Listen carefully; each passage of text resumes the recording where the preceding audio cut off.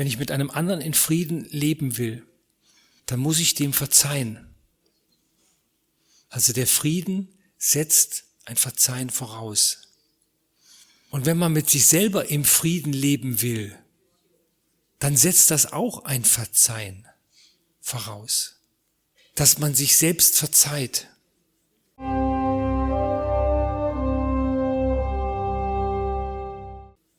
Kann man das? Kann man sich selbst verzeihen? Oder braucht es da jemand anderen? Liebe Freunde, das ist etwas so ganz Wesentliches und es war mir überhaupt nicht bewusst, wie viele Menschen und auch Freunde sich selber noch nicht verziehen haben. Und dadurch etwas mit sich rumschleppen, was schwer ist, wenn man sich selbst nicht verzeiht. Ja, ich kann mir das nicht verzeihen, was ich da getan habe. Das war so schlimm, das kann ich mir einfach nicht verzeihen, dass ich diesen Fehler gemacht habe. Wer kennt das von Ihnen, so ein Satz? Sehen Sie? Meine Mutter hat das erzählt, es kam ein älterer Mann zu Herrn Gröning, er war von Beruf Richter. Und er sagte, Herr Gröning, ich habe während des Krieges als Richter 2 Todesurteile unterschreiben müssen. Und durch meine Unterschrift sind die hingerichtet worden. Und er hat sich für den Tod dieser beiden Menschen schuldig gefühlt. Und damit konnte er nicht leben. Und meine Mutter sagte, sie hat das beobachtet, sie hat ihn gesehen. Bruno Gröning hat dann kurz einen Moment über ihn geschaut. Und dann sagte er, es ist Ihnen verziehen. Und sie sagte, es ist eine Tonnenlast von diesem Mann abgefallen. Liebe Freunde, wie ist das mit dem Verzeihen? Vor Gott. Wenn wir einen Fehler, den wir gemacht haben, erkennen, bereuen. Was heißt denn bereuen? Bereuen heißt, ich habe es falsch gemacht, es tut mir leid und ich will es nie wieder tun. Und wenn Gott uns dann verziehen hat, dann sind wir frei. Jetzt hätten sie natürlich gerne vom lieben Gott eine Unterschrift, dass da draufsteht, dass er ihn verziehen hat. Die kriegen sie nicht. Aber sie können gewiss sein, wenn sie einen Fehler, den sie im Leben begangen haben, erkennen, bereuen und nicht mehr tun und ihn ja um Verzeihung bitten, dann ist ihnen verziehen. So wie Bruno Gröning das gesagt hat. Und wenn Gott mir verzeiht, liebe Freunde, dann steht es doch mir als kleiner Mensch auch an, mir auch zu verzeihen. Ich kann doch nicht sagen, du hast mir verziehen, aber ich verzeihe mir selber nicht. Dann stellen sie es ja über Gott drüber.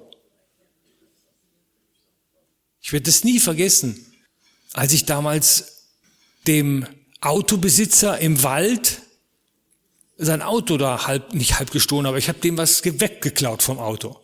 Ich bin da in den Wald gegangen, ich war 18, also ich hatte einen Kumpel und an meinem Auto, die Zierleisten, die waren ziemlich vergammelt und ich hatte auch Reifen, die nicht mehr so ganz frisch waren. Und er kam eines Tages zu mir und sagte, Dieter, da im Wald, da ist ein kleines Häuschen und da steht immer ein Auto, das ist genau das gleiche wie du hast. Und der hat super gute Reifen drauf. Ja, liebe Freunde, ich bin spontaner Mensch. Da fahren wir hin. Und dann sind wir echt am Abend dann in den Wald gefahren, dahin, mit Wagenheber, mit allem, was man braucht, in der festen Absicht, einen Tausch zu machen. Und dann war ich dann da, dann habe ich das nicht übers Herz gebracht. Ich konnte es nicht. Ich konnte ihm doch jetzt nicht die Reifen stehlen. Naja, dann habe ich so ganz aus Verlegenheit, habe ich die Zierleiste abgemacht, dass ich nicht ganz umsonst da war.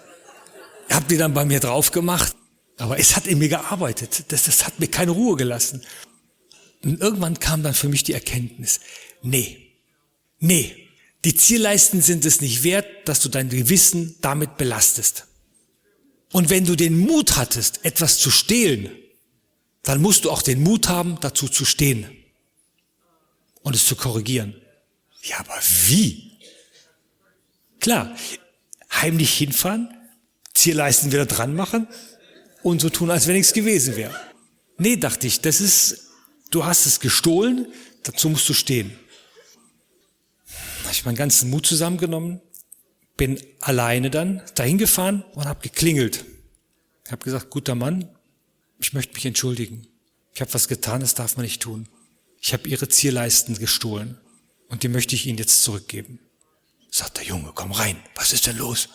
Also es war ein ganz sozialer. Und der hatte das gar nicht gemerkt, dass die weg waren. Und dann habe ich sie wieder drauf gemacht und dann bin ich nach Hause gefahren und dann war das für mich gut. Und dann wusste ich, das Thema ist erledigt. Es hat mich nicht mehr belastet und ich wusste auch ganz genau, der liebe Gott hat mir verziehen. Das war durch. Aber das Wichtigste ist, dass das da drin rein ist, sauber ist. Und da muss man gucken, dass man das immer wieder sauber kriegt. Das ist sonst unnötiger Ballast, der uns drückt. Da kommt man nicht durchs Leben. Da kann man nicht nach oben.